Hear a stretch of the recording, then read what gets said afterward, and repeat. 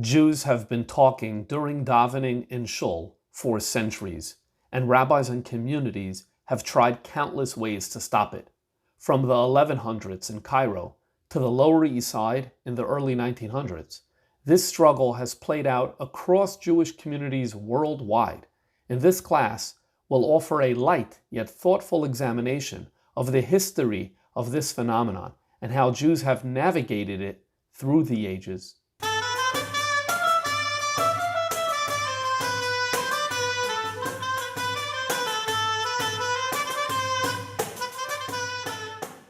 There was a rabbi in Hungary who lived in the late 1800s, early 1900s. His name was Rabbi Yehuda Altman. And his tshuvas, his Shal Shuvas Mei Yehuda. And in this tshuva, which is dated Aleph Netzavim Tofrei Samachei, so it's the summer, it's right before Rosh Hashanah of 1905, he writes to his student, who's by the name of Moshe Klapter in New York. So Moshe Klapter is actually a well-known individual. He was one of the big askanim in one of the shuls on the Lower East Side of New York, known as Beis HaMedrash Hagadol Anshe Ungarin. He obviously, this Reb Moshe Klapter came from Hungary, and in fact, he was a Talmud of this Reb Yehuda Altman, who was still in Hungary at the time.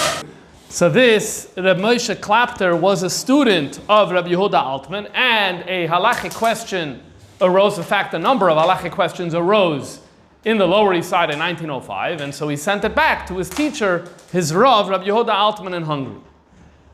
The question that we're going to look at today refers to this one specific issue. Umasha Shoal, this is Shal Shuvas Mei Yehuda, Chelek Aleph, Siman Yud Ches. Umasha Shoal, you ask, Ba'anoshim shetzrichim lamoid ala mishmar bebeis haknesses.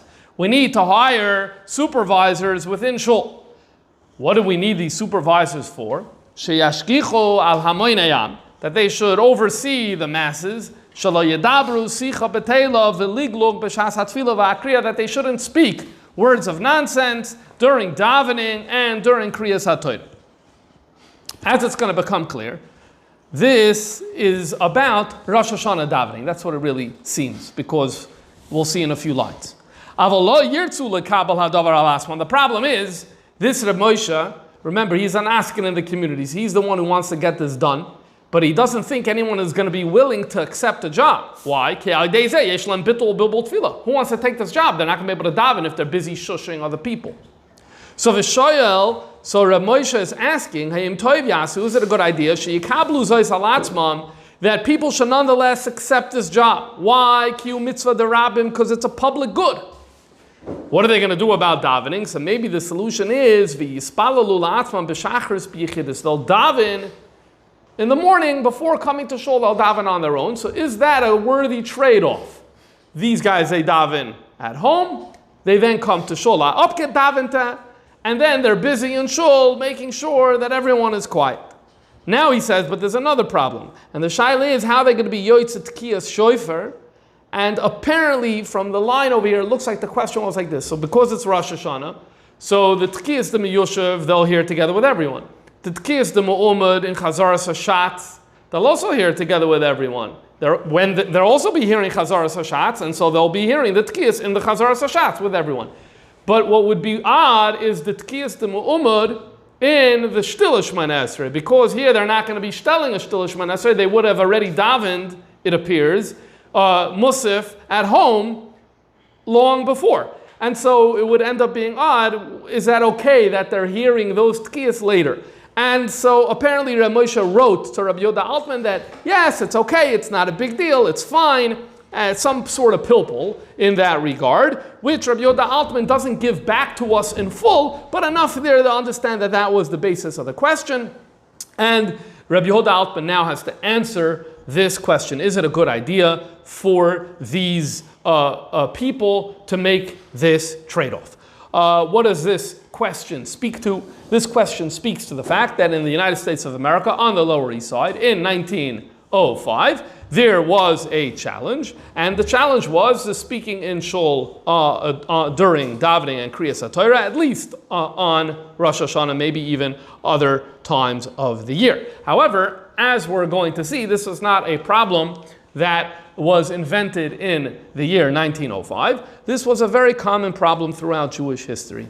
And in fact, there are dozens and dozens of sources going back many centuries, and it's across the Jewish spectrum. Ashkenaz and Sfarad, North Africa and Egypt, and Germany, France, Poland, Russia, where this issue keeps on popping up. I'm not saying that it means it was always there. We all know from our own experience, we've all been to shuls that have had very, very high levels of decorum. But still, the idea is that the problem kept on popping up, and this is true in many different geographic zones and in many different centuries. And today, what we're going to do is we're going to look at a number of these sources, but the way I'm going to divide the material is into the following categories. The first thing we're going to do is we're going to look at those authors that talk about this problem in the context of saying, why don't we learn from the non-Jews? That will be category one, as you'll see. Category two is we're going to look at those who talk about this problem and say, this is a Chilul Hashem in the eyes of the non-Jews, because that also occurred, and that will be the second category. The third category is those instances in where rabbis and theologians said that certain catastrophic events in Jewish history, in their understanding, were a result of this problem.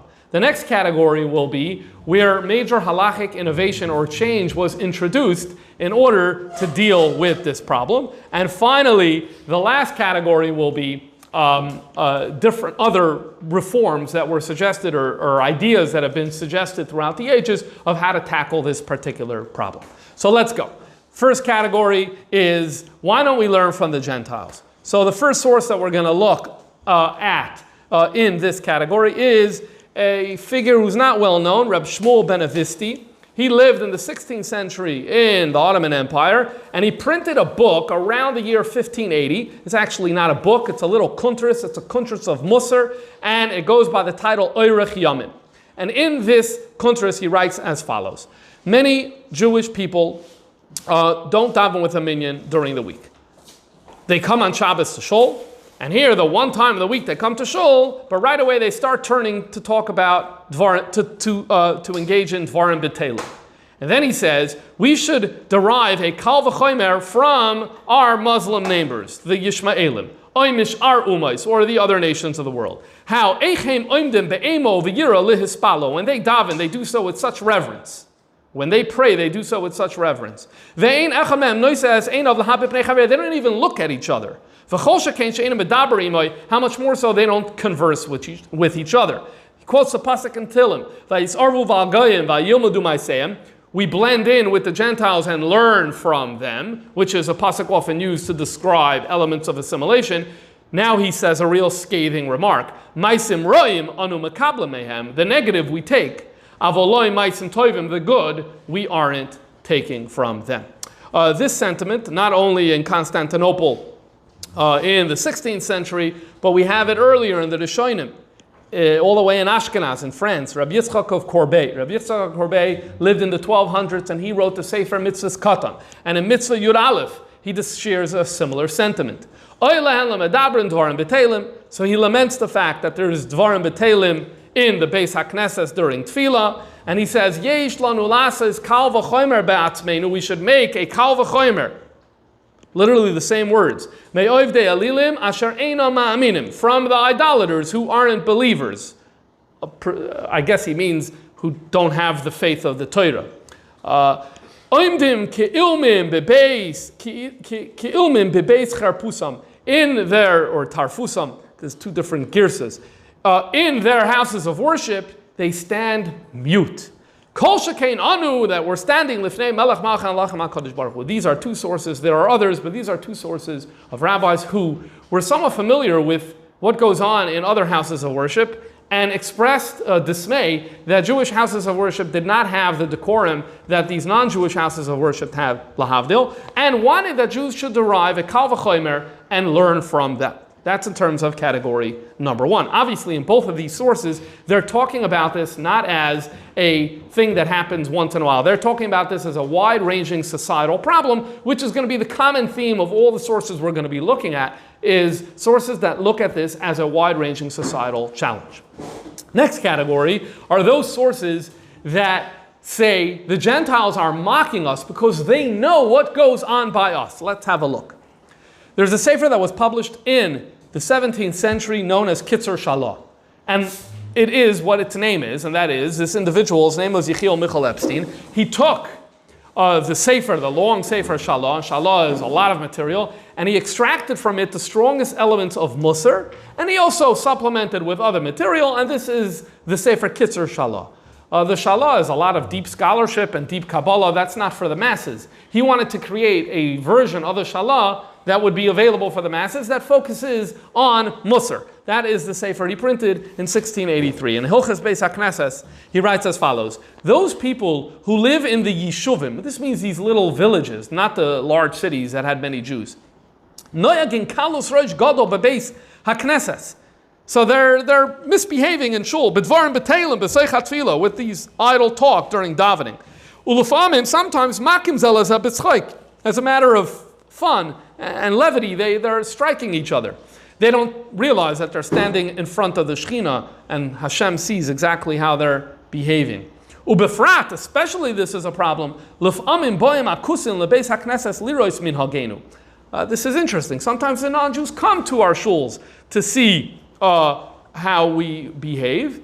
V'im anu oisin kalus rosh bazeh, and if we misbehave, ein lecha chilul Hashem gadol mazeh, there is no greater chilul Hashem. V'al yidei zeh oimer makusim, the non-Jews say, she'ein chaser shalom mamish be'emunaseinu, that our faith has no substance. Now when you read this, you may be tempted to say he discusses this problem as only occurring in the Yishuvim, in these villages. And it is well known that during this period, in the 17th century, the Jews that were living in the cities, they were more refined and more knowledgeable and more learned, whereas those in the Yishuvim, they were somewhat behind in these areas, at least generally. And so he seems to be critiquing the Yishuvim. The thing is, I don't think we should derive a diuk from that and to say that the Kitzur Shalah is telling you there was no problem in the cities. And the reason is, he writes in the introduction of his work that I'm not here writing for all Jews, because who am I to write to all Jews? There's a lot of great Talmud Chachamim or whatever. I'm here only to write to the Jews in the Yishuvim. They're not very knowledgeable. They need to build up their moral standing, and I'm here to help them do that. So given that his work is focused to Jews in the Yishuvim, that may be why he focuses on that, and it may not necessarily be to the exclusion of other places. Okay, now another source that addresses this topic from this angle and talks about the non-Jews who come and are very unimpressed by the Jewish decorum comes from this very interesting book that's known as the Libes Briv. It's known as the Libes Briv because it was written in Yiddish. Libes Briv literally means a love letter. The reason it's called that is he writes in the introduction that this is a letter of love to the Jewish people of the changes he would like to see in Jewish society. The author of this person is Rabbi Yitzchak Wetzler. On his matzeva, he is called Meirenu Harav. We also know that he was an Askin and a Gvir, and so a very prominent person in the Jewish community in the first half of the 18th century. He died in 1751. He wrote this in Yiddish. Unlike the typical Sefer Musar, which is written for the masses, this was actually written for the leadership. And that is, he looks at problems in Jewish society, and then instead of saying, so therefore control your Yetzer Hara, he looks to say, well, maybe there's something we should be changing about how the community operates, or what goes on in Shul, or what the curriculum is, etc. It's a really interesting read. It's been translated into English, and so I'm just going to read off from the English translation. I heard many hundreds of times from Gentile nobles and scholars about what they often saw in many communities when they visited our synagogues. How we carry out the divine service with the greatest ridicule. Some gossip and joke with their neighbors. They argue with each other until a shouting match breaks out. Then they return to gossiping, joking, or arguing. Some even decide to spend their time in the synagogue inciting people against one another. The result is not only arguments, but even fist fights break out in the shul. Can there be, because of our many sins, a greater public desecration of the divine name? In contrast, let us see when we come to an inn or similar house, and a Gentile eats, how he says his prayer with awe and fear. Those who have not eaten join him in prayer, meaning the non-Jews. I have not seen, but have been told, how services are conducted with awe in their churches. So he's basically saying, I've never been to a church, so I don't really know what goes on there, but I heard the decorum is pretty good. What I have seen is that when a guy says his prayers before he eats, right? He says before he eats, how they do it with a lot of awe, and he says they come to our shuls, and he's heard them say how they were very unimpressed. Let's continue. And now we move to the third category. The third category are the sources where rabbis looked at specific historical events and said these negative events occurred because of this problem. So first up is Rabbi Yonasan Abishitz. And in his drushes that are recorded in the Sefer Yo'orez Dvash, we have a speech that he gave in Metz. He was a rabbi in Metz, one of his the cities. Today Metz is in France. And basically they had redone the shul. So they redone the shul, they are dedicating it, and he's giving a speech in honor of this. This occurs in the year 1745. So he says, now that we've renewed our shul, it's time to renew our covenant with Hashem. And I'd like to say now, he says, now that we've built this beautiful shul, from top to bottom, new paint, new plaster, beautiful, pristine. Imagine someone were to come in right now and start throwing dirt and mud all over the place, and there will be stains on the wall. How would you guys react? Well, I know exactly how you would act, Rabbi Yonasan Abishai said. You would be really, really upset at him for sullying such a clean and pretty shul. So he says, ha'avoida, like I swear that the hevel pesh yesh bo yichet, he means the words of sin that comes out in the shul, well, that sullies the mouth and it also sullies the shul. Biksamim v'negoyim.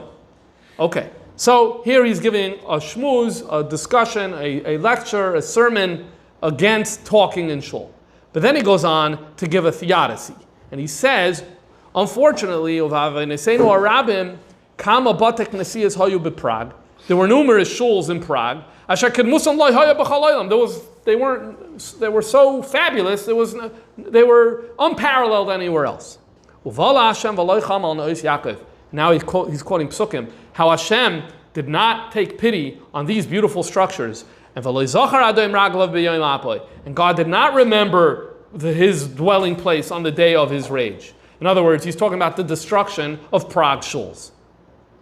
Now, when did the destruction of Prague shuls occur? So we know his speech occurred in 1745. So it's one of the following two. There was the war of Austrian succession that was going on during these years. And in 1744, one military is defeated, another comes into Prague. There were accusations made against Jews. There were riots. There were murders that occurred at the time. There's property that is looted, and presumably, maybe I didn't look too much into this. Some shuls were destroyed at that time.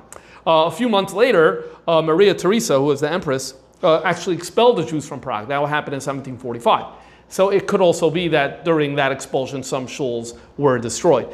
So it's one of the two. My gut tells me it's more the first than the second, and that's because we have other drushes of Rabbi Yonasan Abishitz where he gives theological explanations for why Girush Prague happened in 1745. That leads me to assume that this is probably more about the riots that happened in 1744, but I'm not entirely sure. Either way, he continues and says, God doesn't punish without justification. Uvli safek, without a doubt. Look at that language. The truth is, he didn't write this. His Talmidim wrote it. So you probably shouldn't be medayik with the words. But uvli safek shahaya hayu v'yitzia bebeis hakneses hevel sheish bechet. It's because we emitted in shul sinful words. And this is the message that he's telling his people in Metz. We redid the shul, so maybe it's time for us to rethink our relationship with talking in shul during davening. Okay, so that's the first sample of someone giving a theodicy for speaking in shul during davening. But there's much earlier roots for this. That same passage we read before from the Smak, Sefer Mitzvos Katan, Rabbi Yitzchak of Korbei. He says as follows, Gam sipru lanu avosenu, we heard from our ancestors, v'ro'inu beinenu, and in fact we've observed on our own, Ki kama batei knesiyos asher nepchu liyos batei evdei alilim.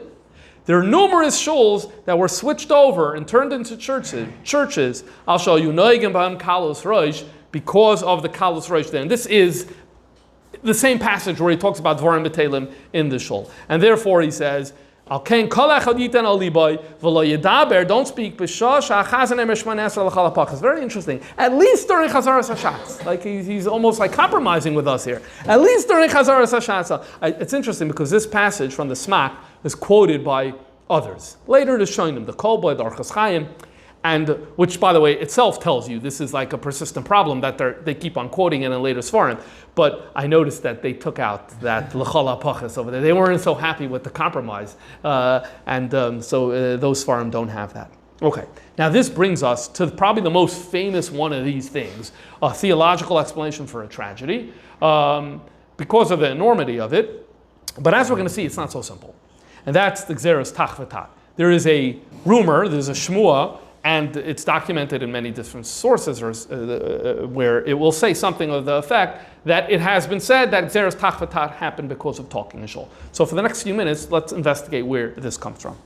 Okay, Gzeras Tach V'Tat, 1648, 1649, in the area of Ukraine, many Jews are killed by the Cossacks, and one of the big events is the destruction of the Jewish community of Nemirov, which occurred on the 20th of Sivan.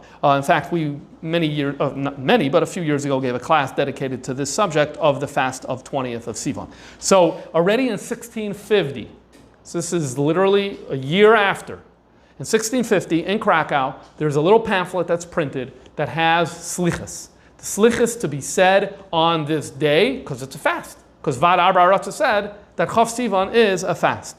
The slichas, at the end of the slichas, after the slichas, there's ha'ara, what's called ha'aras ha'mechoykek. Printers were called the mechoykek then. So ha'aras ha'mechoykek, a printer's note at the end of this booklet.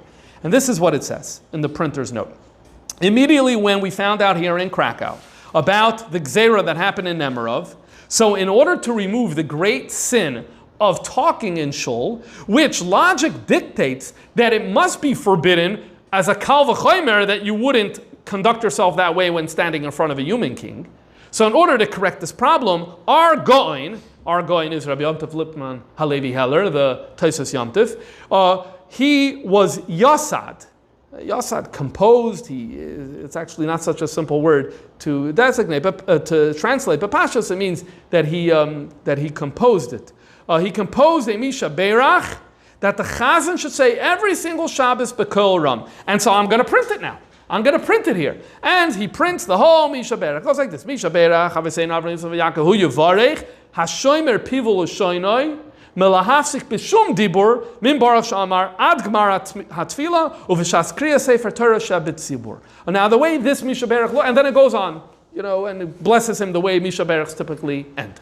The way it's printed here, there's no place to insert a name or something like that. Though in other places, a version of this Misha Beirach does have that, where like a name would be inserted or something like that. Now, okay, do we have from this evidence that the Tosfos Yom Tov said that Gzeras Tach V'Tat happened because of talking in shul? So here's two sides to this. On the one hand, well, it kind of sounds that way a little bit. You could see how, this Gzera happened, and then immediately what's the thing he does? He rushes to do. The thing he rushes to do is to stop talking in shul. So a reader could reasonably say, so maybe he thought that was one of the causes for this. But there's also the counter-argument for that. The counter-argument could be, I don't know why this happened, but clearly we need to better our avodas Hashem, right? So let's look for a problem, and this is a problem, right? It doesn't necessarily have to mean that you believe that's the cause, even if you go ahead and you try to fix it. And the language of the printer is ambiguous on this question. But I do think it's fair to say that for many people who in subsequent years would read this, and it's printed in the Slichas of Chav Sivan, and it gets reprinted. It gets reprinted. So you're seeing the Slichas of Chav Sivan, you're seeing the Misha Beirach there, you're seeing this note that it was instituted right away, and I think it's reasonable that many observers or many readers over the next few centuries would have said, oh, maybe the Tosfos Yontif was saying that this was the cause. And eventually we do get this idea in a sefer, where a rabbi actually says this. He understood it that way. And this is a Talmud of the Maggid of Mizrich, whose name was Rabbi Yaakov Yosef of Ostra'a. He passed away in 1790, and his sefer is Rav Yevi. Rav Yevi is the acronym of his name. His name was Yaakov Yosef ben Yehuda. So that's the name of his sefer. And Rav Yevi is a Chassid sefer ala Torah.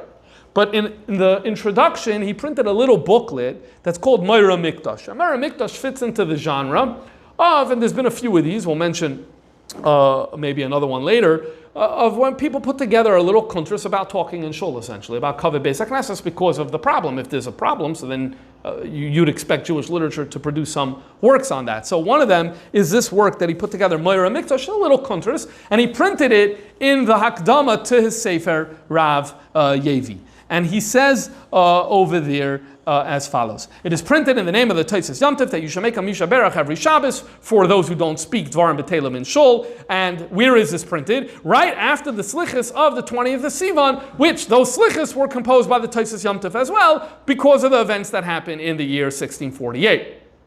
Fine. He's summarizing a fact till now. But now he adds a sentence. Amru L'mayla. They said above. They said in Shamayim, B'shvil shedibru b'beis haknesa avate midrashes, that this occurred because they spoke in shuls. V'nischayvu saneim shal Yisrael dever. And so therefore, saneim shal Yisrael, that's Lashon Saginar, the Jewish people were liable now to be struck by a plague, dever. Why? Shepagmu havav shel dibur, because they messed with the vav of the word dibur, because inappropriate speech. I don't know why it's the vav of the four letters, why it's hitting the vav, ich weiß nicht, but they're messing with the word dibur and the vav, so you lose the vav. What happens if you take the vav out of the word dibur? You have dever. And so now you need to have dever. Okay, well, dever didn't happen. There was no plague. There was butchery. There was massacres. There was pogroms. So he goes on to say, Uvishvil she'asu gam she'ar averes hayir etzicha. You're right. If it were only the speaking in shul, it only would have been a dever, only would have been a plague. But because there were other averis, so then the dever turned into ritzicha. Harachamon hu yatzleinu, may God save us. Where did he get this from? He doesn't tell us. Was this his interpretation of seeing the passage, the ha'aras ha'mechoykek that we saw before, and this was his interpretation? Did he have some information from somewhere else? Amru l'mayla, it's almost. Did he see it Lamaila himself? I don't know. But this is his passage. And so here you do see where eventually this does become a thing, where someone is saying it happened somewhat because of speaking in shul. So that concludes this category of those rabbis that looked at major tragic events and said that this was a result of talking in shul.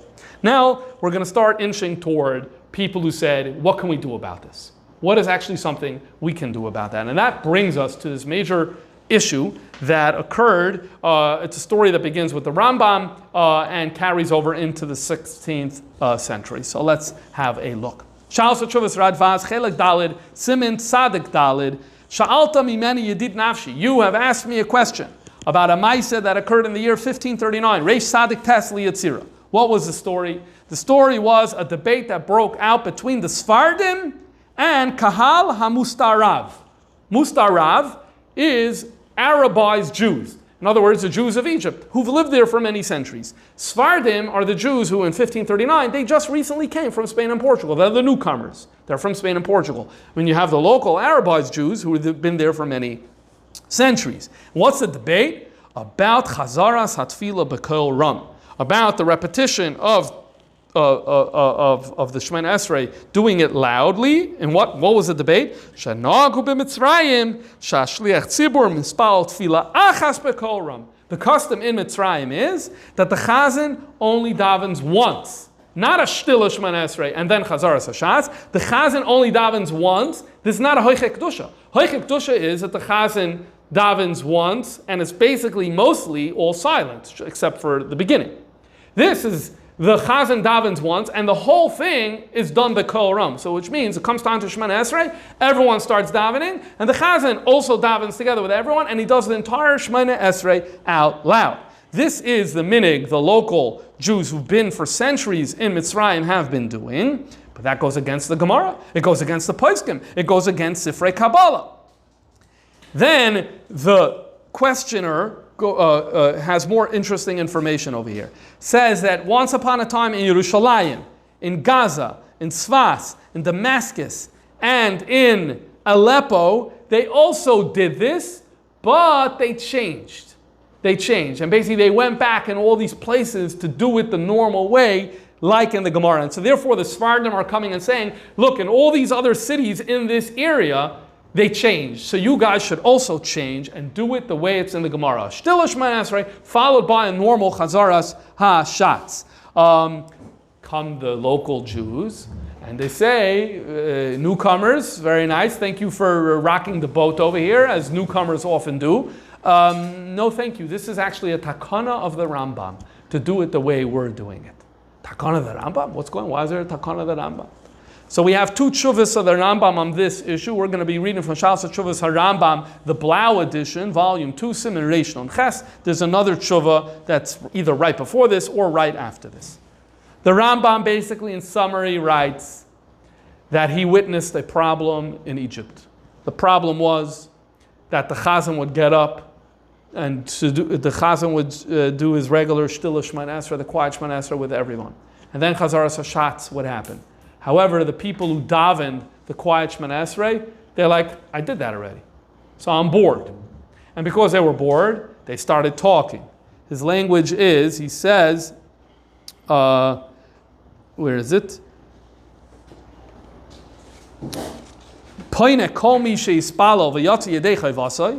Whoever davened and he already was yoytze, oile dibur, they're talking, oile sicha betela, and he turns his back again from the Aron Kodesh and he starts spitting and behaving disrespectfully.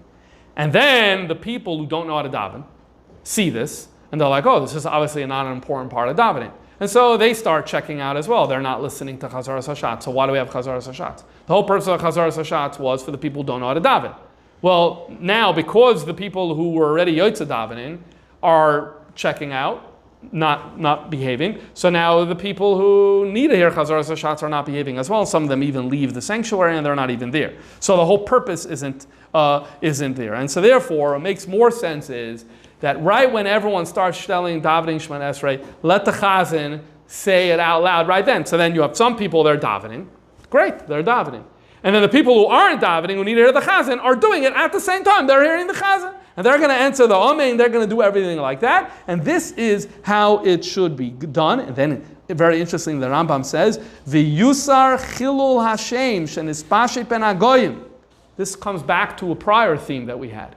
The recognition amongst Jews that there was a chilul Hashem over here, that the non-Jews were laughing at us. Because non-Jews know, Shayudim roikikim,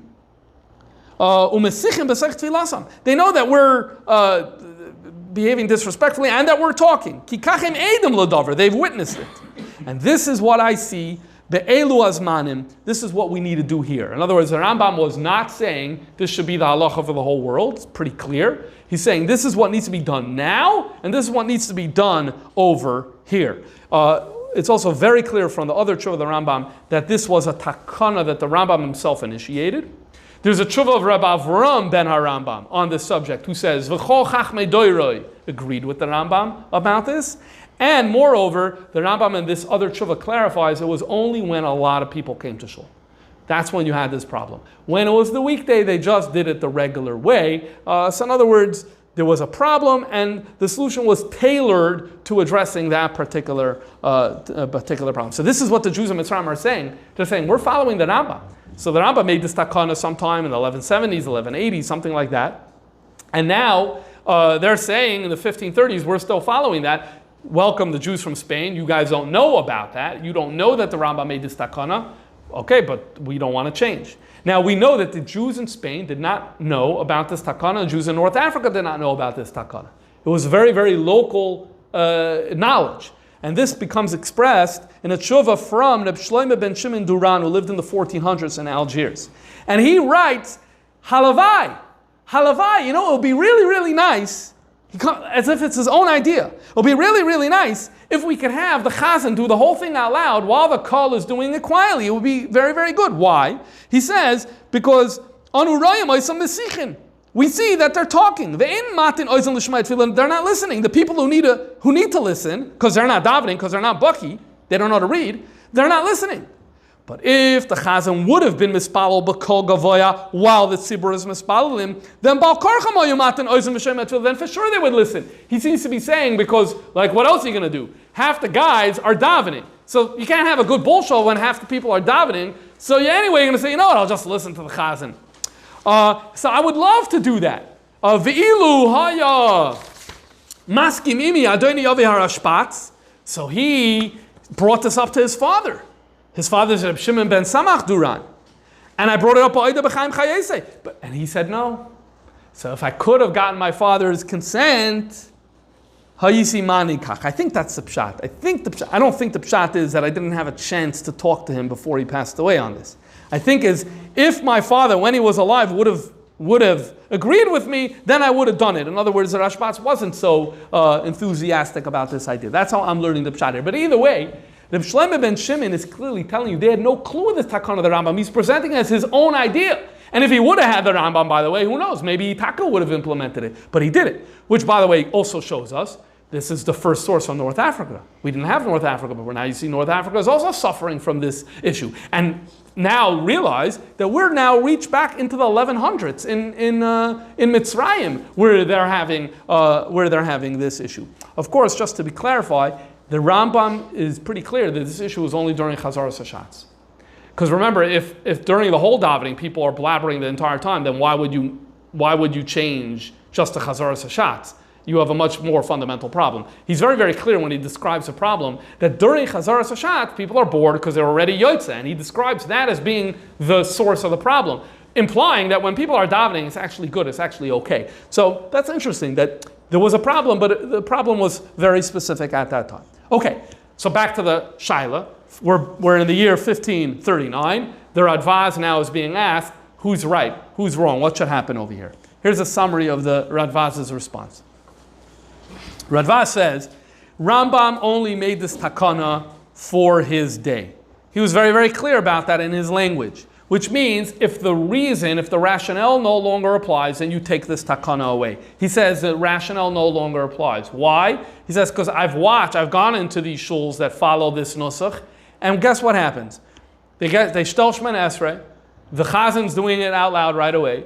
The people who know how to daven, they're davening quietly together with him, but they don't go word for word with the chazan. They finish much quicker than the chazan. And what happens? They turn to the next guy next to him, because I guess the moral of the story is that in Egypt, when people have downtime, they start talking. So they finish davening, they have downtime, they're starting talking with each other. The Rambam wants to reduce talking in shul, he wants to reduce the Chilul Hashem that we spoke about, but it's not working anyway, because even the people who are following the takana, they're giddy-upping through their whole davening, through the Shemon Esrei, and then they're anyway talking. And he says it's very clear from the Rambam and Rabbi Avram ben Rambam, the takana was that the people davening balacha should do word for word with the chazan. But you're not doing that anyway. So cancel the whole program and go back and fall back to the din in the Gemara. He then goes on to say another factor of why the rationale no longer applies, but I want to warn you that it seems to contradict his first point that he just finished saying. So he goes on to say, I want to say v'tama da'adif mikulu, the most important point. Sha'ata yesh Talmud Torah harbe Mitzrayim. Now in the 1500s we have a lot of Torah scholarship here in Egypt. Masha lo hoya koydon lachem, which didn't exist in prior centuries, including in the 12th century when the Rambam was here. V'rubam kechulam bali Torah. Most Jews are bali Torah, he says. V'chulam shoymim. Everyone's listening to Chazaras Hashatz. V'oinin amen. Achar kol bracha bracha. Everyone answers amen. V'im yesh mixas shemadam b'sich b'teila. Yeah, a few people maybe talk. B'teilim b'miyutam. They're batal.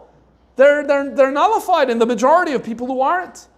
And so therefore, and the people who don't know how to daven, why would they look at the 2%? They'll look at the 98%. 98% have proper decorum. So the people who are in Bucky and who need to hear Chazar Sashatz are not going to learn from the 2%. They're going to learn from the Baalei HaTorah. Okay, and so therefore, he kind of saying on both ends, Rambam's rationale no longer applies, but they kind of contradict each other on both ends. One end is, there's no need anymore. Why? We don't talk during davening. On the other end, oh yeah, and even the people who are doing this takana, well, when they finish Manersa, they start talking. Okay, so that kind of pulls in opposite directions. There's ways of working it out. I'm not saying it's but it does pull in opposite directions. But either way, he's saying, you see, he's leaning in the direction that we should cancel this takana of the Rambam. The tshuva is much longer, and he brings 5 or 6 other pratim of why he thinks we should cancel the takana of the Rambam. Then he says something very interesting. One second, what about the rule of Yeridus Hadoros? What about the we have this rule of Yeridus Hadoros. So you're telling me now that in the times of the Rambam, they were blabbering during Chazar Sashat, and now they're not? So he says, don't say, and is our generation really that much better? Yes,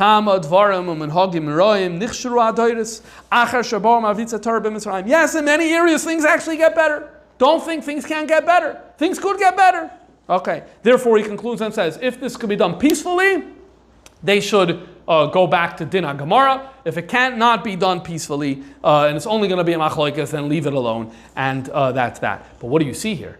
All of these sources are pointing to the fact that in the Rambam's time you had this problem, and the Rambam said, I want to do something about it. And the doing something about it was actually to change an area of practice in a way that the Rambam believed was completely legitimate according to halacha.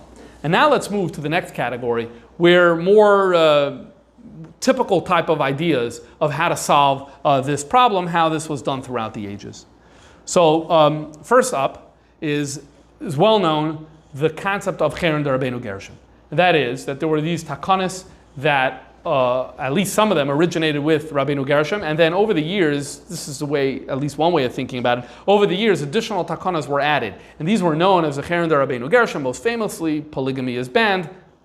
Now in the list of Cherem D'Rabbeinu Gershom that's produced by Maram Rottenburg, who was one of the Rishonim who lived in Germany in the 1200s, in that list, he writes, one of the Charamim was, V'lo yidabru b'beis HaKnesses, no speaking in Shul, Yeshvu be'ema uv'yira, one should be present in Shul with awe and reverence, V'yadus Avinu Shabashamayim, and davening, so no talking, daven, Hakol gazarnu b'cherem chamor. So it would seem that at a certain point in the period of the Rishonim in Ashkenaz, it was a cherem. A person could literally be put into cherem for speaking in shul. Well, that obviously could get people's attention. That's one way of enforcing things. However, the idea of putting people into cherem, firstly, kind of fell out of favor as the centuries went on, and also Jews didn't always have the ability, because of the secular governments, to actually implement it. And so that's why we're going to start seeing that there are many other things, other tricks that were presented over the years. There was a rabbi who lived in the 1600s in Germany whose name was David Tevele. And this David Tevele produced a sefer called Sharei Tzion. This Sharei Tzion fits this genre that I mentioned before. It's about, essentially the author is trying to reduce talking in shul. And so the book is much more, it's about Kavod Beis HaKnesses. Be able to tell he wants to reduce talking in shul. This is Reb David Tevele, his sefer Sharei Tzion, printed for the first time in 1705. He writes in his Sefer, in the Hakdama, he writes as follows. He says, when I was in the city of Hamburg, and from the context it's very clear that this is, sometime in the 1660s or 1650s or before 1668. I was in Hamburg and I came across a manuscript. It was a Sefer. I have no clue who authored this Sefer. It's titled Shomer Amunim, and I want to tell you what it says there. And so he reproduces this little, it's not a Sefer, it's a kuntris called Shomer Amunim. I was not successful finding any information about it, because he also was not successful. He said that he just randomly found a manuscript in Hamburg, Shomer Amunim. And this is what the Baal Shomer Amunim says. He says, I used to be a big talker in shul during davening. But then the chief rabbi of Krakow, where I live, whose name was Rabbi Yoel Sirkish, he's the Bach, and together with him, the Rosh Yeshiva in Krakow at that time, and he gives the year, 1635. So they said to the Shamashim that you need to start making a hachraza in Shul. And here is the language of the hachraza. The language is Shesika Yafa B'Shas HaTfilah. We're all familiar with the line Asal Ledabra B'Shas HaTfilah V'Kriyas HaTorah, forbidden. Well, the idea of saying things positively is not an invention of the year 2025. Apparently there was the emphasis on the positive. Shesika Yafa B'Shas HaTfilah. It's very befitting to be quiet during davening. And so here we're getting testimony from this Shomer Emunim Sefer, who we don't know who it is, that in 1635, the Bach in Krakow said that the Shamashim need to start making this announcement. He goes on to say that they appointed me, in his languages, V'nasnu li makal u'retzua. I'm going to take that literally. They gave me a stick, they gave me a strap, and my job was to announce in Shul, Shesika Yafa B'Shas HaTfilah. But remember, now it's not just an announcement. Now a vision, there's a guy walking around with a strap and a stick. Okay. And he goes on to say, I appointed a gabbai in every single corner in Shul, B'chol Keren v'Keren.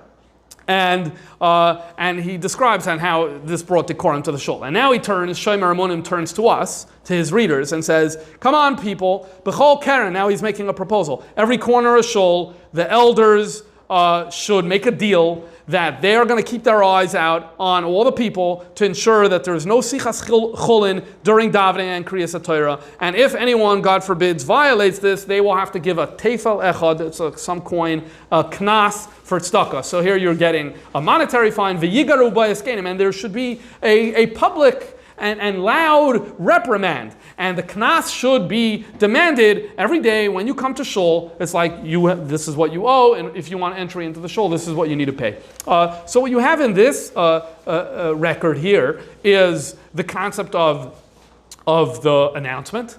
That's one strategy. The concept of these kind of monitors, like playing zone defense. Now it's a football season, so zone defense to make sure everyone gets their place. You have a monetary fine. These are the different elements that are coming across here. And I want to add these points you start seeing in a lot of different svarim and takanas of kehillas. And we have a lot of records of this. 1600, 1700, you start seeing these monetary fines, yigaru bayaskenim, and these types of announcements. I'm not going to quote all of them. This will be the sample for that type of method. Another method would have been the public speech. We saw before how Rabbi Yonasan Eibeshitz gave a pep talk on this subject. Another great example is in Rabbi Yehuda, Rabbi Cheskel Landau. In 1757, he gave his Shabbos Shuvah drasha. It's really interesting to read this drasha because he basically goes through, I would say, 15 areas of behavior where he thinks the community needs improvement on. And then one of the things toward the end is speaking in Shul. And he basically says like this: I've spoken about this many times, about this problem, and especially about the problem of speaking during conversations during Chazaras Hashatz. I've spoken about the punishment. I've warned about this. V'roya ani shaloi pa'alti klum. I have not been successful at all. The disease is still here. Well, even 100 times, so I'm going to do it again. Then he says, I used to kind of oversee during davening what's going on around me. And then the people, because out of shame for me and my oversight, they would stop speaking. But it's gotten worse. Now no one's even ashamed of me and everyone's just used to it. So even if I look at the people, it doesn't really help. So now what do? I ignore it. I just basically stop looking at evil and I close my eyes. But I will give speeches about it from time to time, which is what he's doing here in Shabbos Shuvah Tov Kuf Yud Ches 1757. And he's like, last year I spoke about it, but guys, Rabbi Sai, we need to improve. So there's a lot of that. Drushes of the Rabbanim that are dealing with this. There's also the concept of writing letters. Famously, the Alter Rebbe, Geras HaKodesh Siman Chav Daled, written around the year 1785, where the Alter Rebbe writes, someone who speaks, this is a letter that was sent to multiple places, someone who speaks, b'mezid in Shul, during davening, should place themselves in some sort of form of excommunication. They should sit on the ground, and they should ask of 3 people to release them from this Nidoy Shalamayla. So Hashem kind of automatically puts one in Nidoy, if they speak in Shul, and so the way you get out of it is by asking 3 people Hatara. Now, why does that work? It works, he says, because the Nidoy is only for those who aren't going to have the Edelkai to ask for Hatara. But if you show that you care by asking for the release, then the nidui was never in effect in the first place. So this is obviously very serious language. The Rebbe mentioned to the Rav of Kfar Chabad, Rabbi Shneir Zalman Gerelik, that he should hang this up in the shul in Kfar Chabad to address this issue. I want to come back to the Misha Berach, because we mentioned how Rav Yom Tov Lipman HaLevi Heller in the year 1650 produced this Misha Berach that was said.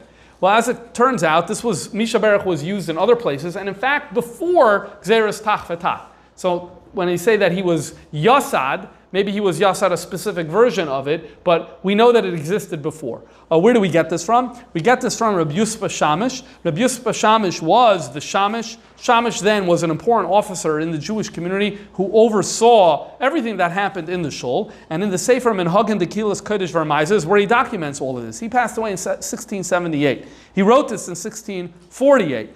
But he writes that the Av Bezdin Binyamin Katz, who passed away in 1645, before Gzeres Tach V'Tat, he told us that we should make a Misha Berach Lo'osan HaShoiskim L'Daber Beis HaKnesses Asher Tiken HaManoach Reb Binyamin Katz. So the Rav of Worms, before 1645, said that we should do this type of Misha Berach, and they would do this in Worms, and it's part of the Seder. He says, you do Yukum Purkan, they did Haskar, what we call Yisker, they did that every Shabbos. It was, okay, I don't know exactly the specifics of what it was, I didn't look. And then the Misha Berach L'Kol, and then it was the Misha Berach L'Oisen HaShoiskim L'Daber B'Beis HaKnesses. Another strategy that the Worms Svarim tell us is this concept of the announcement. We saw before the Bach saying in the 1630s about the announcement. So Rabbi Yisrael Shamish tells us about this as well. He says that before the Chazan says Baruch Sha'amar, the Shamish announces Shasika Yafa B'Shas HaTfilah. And then the same thing after Sigala V'Sirah to call up the Kohen, the Shamish again announces Shasika Yafa B'Shas HaKriya. So this is, we see that what was going on in Krakow with the Bach is happening in Worms around the same time as well. But the idea of the sign, the first source I saw on this comes from the next generation. That's from the Chavas Yor. The Chavas Yard is Rabbi Yor Chaim Bachrach, and he was a Rav in Worms. But the generation after what we're discussing right now, he passed away in 1702. So he writes that there's a custom, and it's nespashet, so it happens in many places, to paint on the walls of the shul in very big script acronyms. And he says each of these acronyms are related to a word in Yiddish that's associated with silk. The first one he says is Samut, and that stands for Surmei Rav Asei Toiv. The next one is Atlis, and he says that stands for Ach Toiv L'cha Yasela. And then he gives a number of additional ones that I'm not going to get into. Then the famous one, Shin Yud Lamed Saf Shivisi Hashem Lenegdi Samid. Then he says Seva, Sin Yud Veis Hey Seva Shesika Yafa B'Shas HaTfilah. Okay, so now we're seeing that what probably started as a verbal announcement very soon made it up onto the walls. In fact, you go to some older shuls, I'm pretty sure I saw this in Krakow, where they had these acronyms up on the wall in one of the shuls in Krakow. Definitely images should be available. Then he goes on to say he doesn't like it. He says no one pays attention and no one really understands what these acronyms mean. Definitely no one takes them to heart. So maybe a Chabad thing would have been said that it shouldn't be on the sign, it should be in your heart and mind. But he says, Tov Yisr L'Kasam B'Miluan. He says, better to just write it out in full. Okay, so that pretty much concludes this category of people trying to address this issue. And again, the common denominator of all these sources is not a halacha in some code that says you're not allowed to speak during davening. We know that. All of these sources are talking about the fact that this is happening, and it's happening in a very problematic way, and therefore something drastic needs to happen, or that the reaction is drastic. And we broke it down into these different categories, the final one being, what are some things we can do? Now what's really interesting is, for me, you don't really find people being very self-reflective about this. And that is to ask the simple question, why is this happening? And especially if there are other groups of people that don't seem to have this challenge, so then it really begs the question, why do we have this challenge? And from the way the Rabbanim speak about it in the drashas and also the books, it seems like it's Yetzer Hara. This is the Yetzer Hara, and so let's talk about how bad it is, and let's talk about the einish, and then hopefully people will finally get it. But I think it's interesting because I'd expect a little bit more of a conversation of like, why is this happening? If we know it's so bad and it's such not a, and other people don't have that, why are we, and I didn't find a lot of self-reflective sentiment, except in Rabbi Yitzchak Wetzler's Liebesbrief that we spoke about before. So he mentioned the problem in early 1700s in Germany, and he in his Liebesbrief goes on to attribute it to two things, or it's really one thing. And that is, he says, no one knows Pirush HaMilos. They don't know the Pirush HaMilos of davening. And so it's not a meaningful experience for them. And he says, there are two things that need to happen about this. Number one, people need to learn Pirush HaMilos. And he goes on to bring evidence for this. Look at the Sfardim. So remember, you have in Germany, like in Hamburg, in other places in Europe, where people who left Spain and Portugal and set up these Spanish-Portuguese synagogues. So he's saying that if you go to their shuls, you will see better decorum there. Now, we know there are plenty of sources how Sfardim had this problem, some of which we've looked at today, right? We saw how it was going on in Egypt. We saw what was going on in North Africa. And there are plenty of other sources that I'm not bringing into the class that talk about Sfardim suffering from this problem. But again, he's saying that he doesn't see it. So maybe by him was different. I don't know. But he says, Sfardim don't have this problem, and the reason is because they learn Tanakh. They don't learn Tanakh. Well, if you know Tanakh, then by definition, you know pretty much all the Pirush HaMilos of prayer. And so, once you know what it is, so you're not going to have that problem. And he goes on to say, so number one would be to learn Pirush HaMilos, but he's looking for the educational system to change, where there should be more focus on Tanakh and more focus on learning Pirush HaMilos. And if you don't know, then he's like, why are you not davening in a language you understand? He wants to advocate that people should daven in Yiddish. That's a fascinating halachic discussion about davening in other languages that we're not going to get into right now. But that's at least one person saying that he thinks this would be an explanation. Is it the perfect explanation? No, I don't think it's the perfect explanation, but at least it's someone who's trying to give an explanation, and it stands out to me because I didn't really see a lot of this in the other sources. Okay, now if you remember, all the way in the beginning we started with a Shaila, and the Shaila was in the Lower East Side of New York in the year 1905.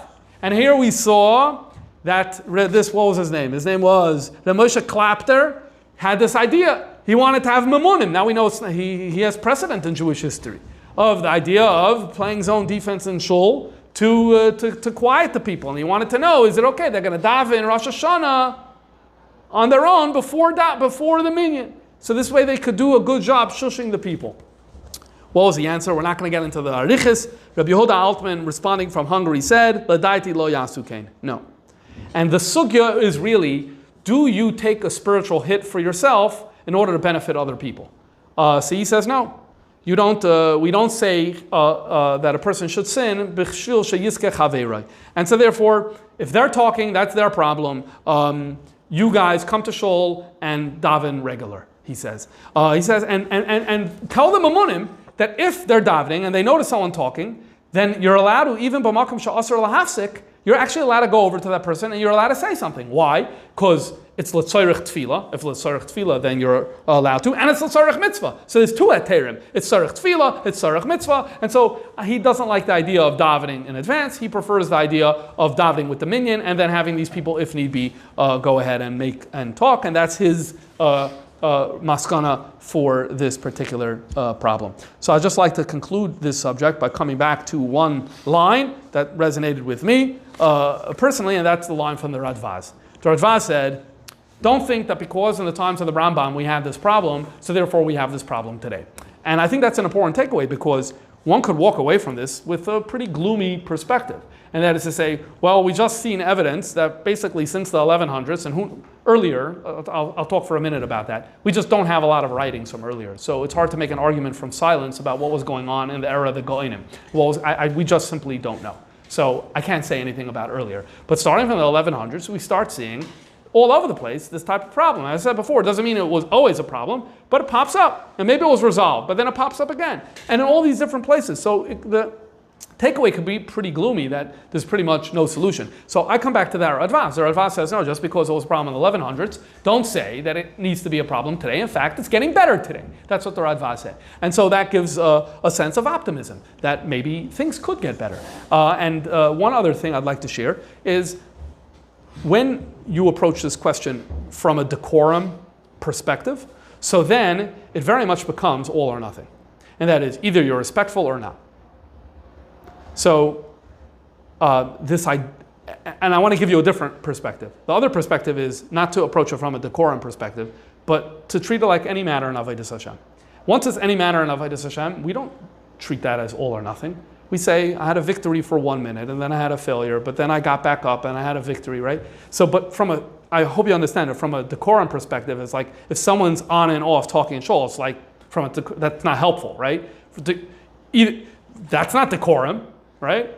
So, but why should we approach it from that perspective? Just like with Machshava Zaris or any other topic, we say, no, it's every moment is a battle, and if I had a success in this moment, then great. And if I had a failure, then let me get back up. And maybe if we look at it from that perspective, maybe the shul won't look as clean as some people would want it, but at least each individual could then look at themselves in the mirror and say, you know something? I tried today, I'll continue trying tomorrow, and maybe things could get better.